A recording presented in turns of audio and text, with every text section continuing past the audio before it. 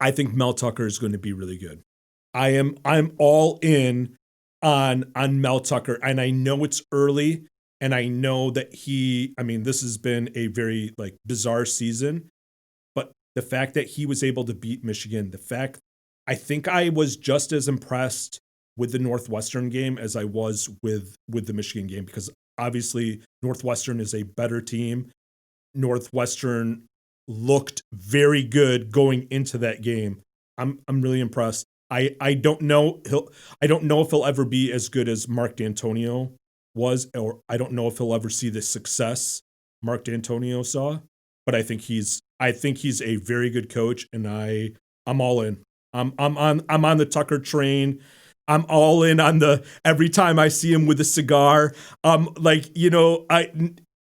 People don't see like your entire like studio and like, but you have that painting of the Paul Bunyan with Mel Tucker, like in the passenger seat. That's just beautiful. He's playing up to the fan base. He's playing up. He knows just how much that game means to Michigan State, alumni and fans and, former players.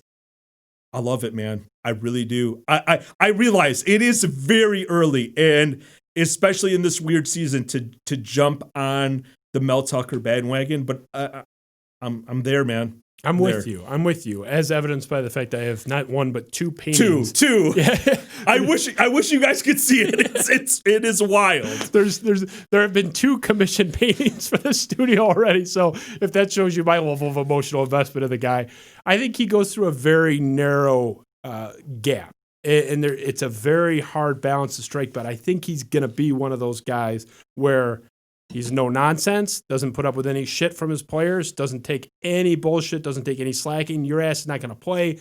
Elijah Collins, you were the leading rusher, one of the best freshmen in the whole country last year. Yeah. Oh, you don't look good in camp, fuck you. You're out. Yeah. Not only are you the backup, you're the 3rd or 4th string. I'm going to give you 2 carries in the first 2 weeks.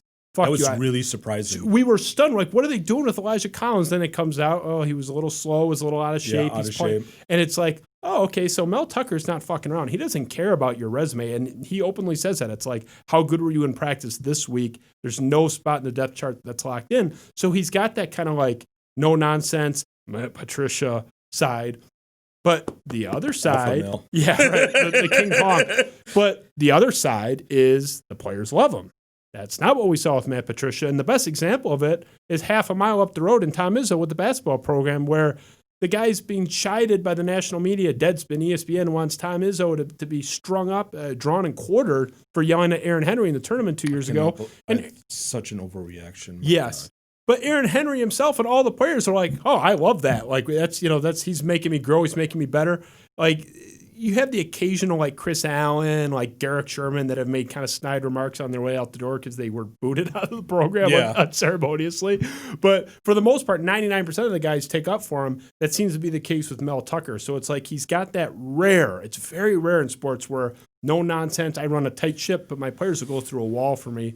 That combined with the recruiting is why I buy it. The concern for me is, and I guess it's a good problem to have, but if they pop, I see him SEC. You think so? That's my fear. I'm not saying I'm convinced of it. But if they go, let's say, this year, whatever, throw it out.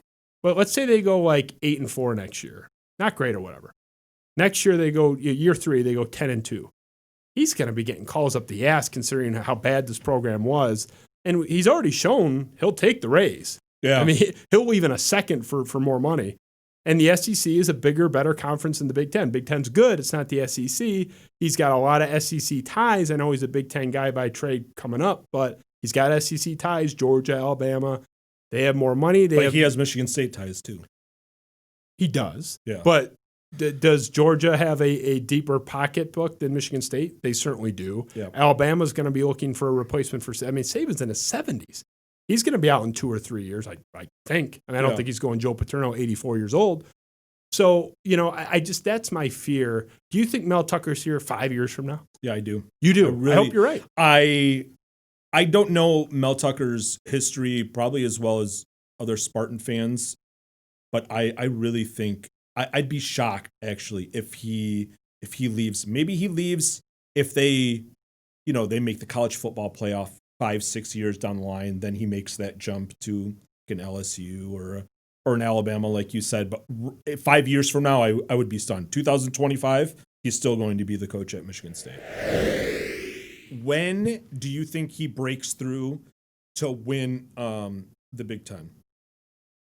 Does he break through to win the Big Ten? It's so tough to predict any team but Ohio State ever winning the Big Ten. Yeah. So, but, they're not going to win it 15 years in a row. So somebody's going to pop them at some point, even if, they're in the title game every year. At some point, any given Saturday, they're going to lose.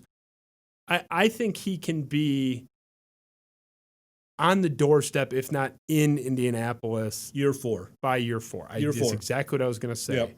Because by year 4, he's got almost all his guys. It's like he's basically just the inherited freshmen are now seniors. It's all his guys. He's already recruiting pretty well when you consider all the disadvantages. Yeah, the offensive linemen he's bringing in are big, big dudes, man. And I kind of like that. Did you see his quote about when they asked him about all the big recruits he's getting? No. Did you see he had a great quote? It's paraphrased now. But they asked him, like, man, every recruit you get, not just the linemen. It's like the cornerbacks are like 6'2", like 200 pounds, but they're huge. And he said, yeah, the speed stuff is fun, but all I know is I watch the college football playoff every year, and it's a bunch of big dudes, and the little team gets pushed around. It's like you get that, like, Washington team has to play Bama, and they just get steamrolled. It's like, the point is he's thinking big. He's thinking, I don't want to win the Big Ten. I want to win the national title. Yeah. Which is awesome. Yeah, I love that. Yep. I love Mel Tucker. Oh, yeah. And we're in. This is so like this is such Michigan State like homerism. But him just winning. I mean, none of us thought we thought Michigan was actually a good team. Yes. We didn't know anything about that Minnesota. We didn't realize at that the time that Minnesota was considered really impressive. Yeah, and that just felt so good. Yeah, to see him win that game. When they scored that first touchdown, the Ricky White to go up 7-0, I was like, no, it's not. Yeah, it's not happening. Right? It's like this is going to be those games where you score first, and then there was that DK Metcalf game in college where he had the big touchdown against Alabama. It was like a 78-yard touchdown catch. It was an incredible play, and they go up 7-0. And you look at the final score of that game, and it was like 52-7. They didn't score. I went on a podcast, I think 2 days before the game or the day before the game, and I think I picked 48-17. I was like, I would be shocked if it was within 4 touchdowns. Yeah. So it was the ultimate egg on my face moment, and I loved it. I was I am so happy to be wrong about that. You can crack all the eggs on my head. Yeah. The chicken can take a dump on my face. I said I wouldn't take. Very graphic. Well, sorry. But, loose show here. Hey, buddy. Thanks for watching. For more stuff, follow @Spiro Avenue on our socials and all that jazz.